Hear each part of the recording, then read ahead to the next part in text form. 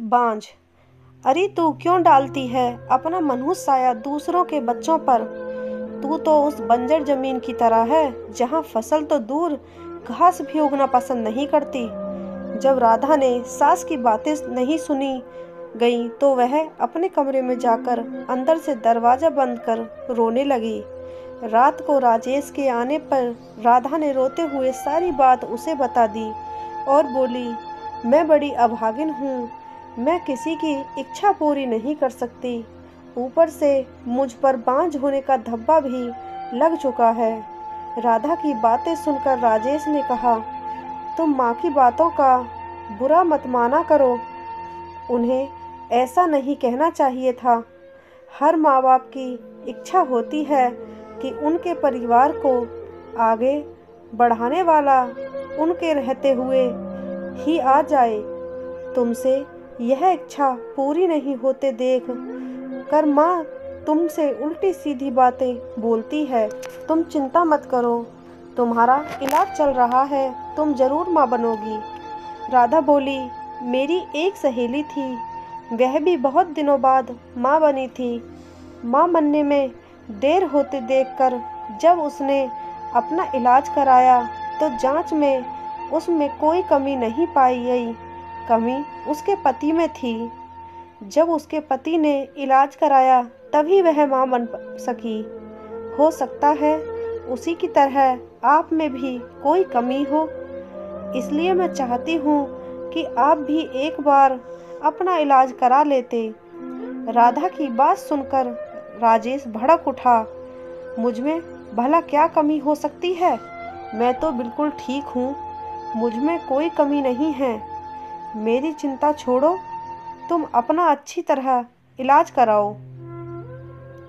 मैं मानती हूँ कि आप में कोई कमी नहीं है, लेकिन तसल्ली की खातिर राधा ने सलाह देने के ख्याल से ऐसा कहा।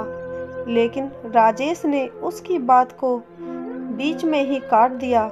नहीं राधा, तसल्ली वगैरह कुछ नहीं, मैंने कहा ना कि मुझ में कोई कमी नहीं है। राजेश ने उसे डांट दिया। पति के भड़के मिजाज को देख राधा ने चुप रहना ही उचित समझा। शहर के बड़े से बड़े डॉक्टर से उसका इलाज हुआ, फिर भी उसकी कोख सूनी ही रही। डॉक्टर ने जांच के दौरान उसमें कोई कमी नहीं पाई। देखो राधा, रिपोर्ट देखने में बाद तुम में कोई कमी नजर नहीं आती। शायद तुम्हारे पति में कोई कमी होगी। तुम एक बार उसे भी इलाज कराने के लिए सलाह दो। डॉक्टर ने उसे समझाया।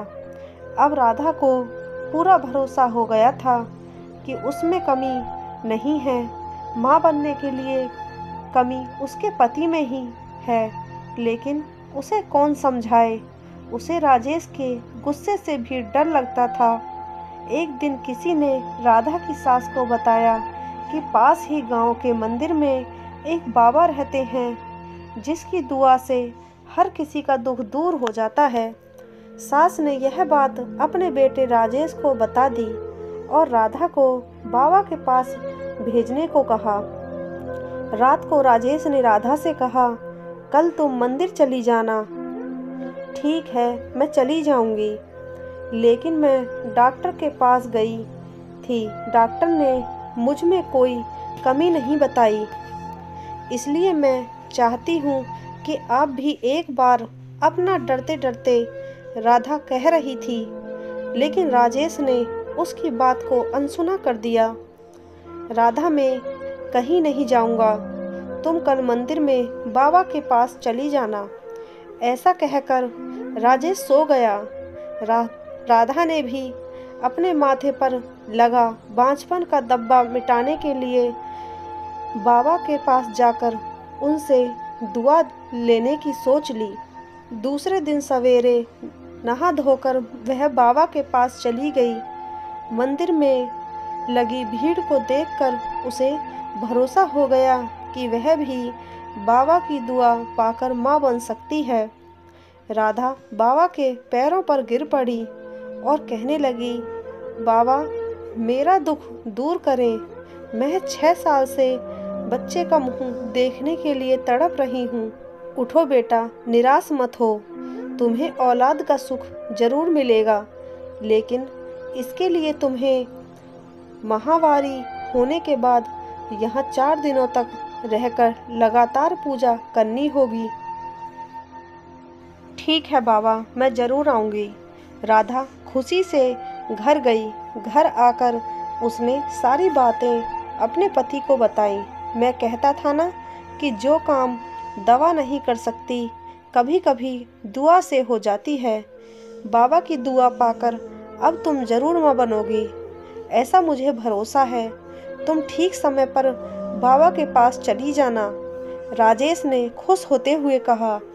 राधा अब बेसब्री से माहवारी होने का इंतजार करने लगी।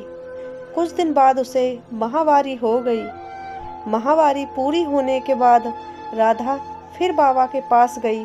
उसे देखते ही बाबा ने कहा, बेटी, जैसा कि मैंने तुम्हें पहले भी कहा था कि यहीं रहकर 4 दिनों तक लगातार पूजा करनी पड़ेगी, तभी तुम माँ बन सकोगी। जी बाबा, मैं रहने के लिए तैयार हूँ। राधा ने कहा। ठीक है, अभी तुम अंदर चली जाओ। रात से तुम्हारे लिए पूजा करनी शुरू करूँगा। अपनी चाल को कामयाब होते देख बाबा मन ही मन खुश होते हुए बोला। रात को बाबा ने राधा से कहा, बेटी, इस पूजा के दौरान कोई भी देवता खुश होकर तुम्हें औलाद दे सकता है। इसके लिए तुम्हें सब कुछ चुपचाप सहन करना पड़ेगा, नहीं तो तुम कभी माँ नहीं बन पाओगी। जी बाबा, मैं सब कुछ करने को तैयार हूँ, बस मुझे औलाद हो जानी चाहिए। राधा के इतना कहने के बाद बाबा उसे एक कोठरी में ले गए, जहाँ हवन कुंड बना हुआ था। उसमें आग जल रही थी। बाबा ने उसे वहीं पर बिठा दिया और वह भी बैठकर जाप करने लगा। कुछ देर तक जाप करने के बाद बाबा ने कहा, राधा, देवता मुझ में समा चुके हैं। वह तुम्हें औलाद का सुख देना चाहते हैं, इसलिए तुम चुपचाप अपने बदन के सारे कपड़े उतार दो और औलाद पाने के लिए मेरे पास आ जाओ। वह तुम्हें दुआ देना चाहते हैं। राधा ने यह सोचकर कि बाबा में देवता समा चुके हैं और देवता जो भी करते हैं गलत नहीं करते, इसलिए उसने अपने बदन के सारे कपड़े उतार दिए। बाबा उसके अंगों से खेलने लगा और उसे दुआ देने के नाम पर उसकी इज्जत पर डांका डाल दिया। 4 दिनों तक लगातार बाबा ने इस पूजा के बहाने राधा से जिस्मानी संबंध बनाए। 5वें दिन बाबा ने कहा, राधा बेटी, हमारी दुआ कबूल हो गई, पूजा भी पूरी हो गई। अब तुम जरूर माँ बनोगी, तुम घर जा सकती हो। बाबा की दुआ लेकर वह खुशी खुशी घर लौट आई। 9 महीने बाद राधा माँ बन गई। उसे बाबा की दुआ लग गई थी। उसके माथे से बांझपन का धब्बा मिट चुका था। घर के सारे लोग बहुत खुश थे। राजेश को अब पूरा यकीन हो गया था कि उसमें भी बाप बनने की ताकत है, लेकिन सच्चाई से सभी अनजान थे। इस कहानी का उद्देश्य सिर्फ समाज में जागरूकता फैलाना है, ना कि अंधविश्वास पर विश्वास करना। हमें कभी भी अंधविश्वास में नहीं पड़ना चाहिए।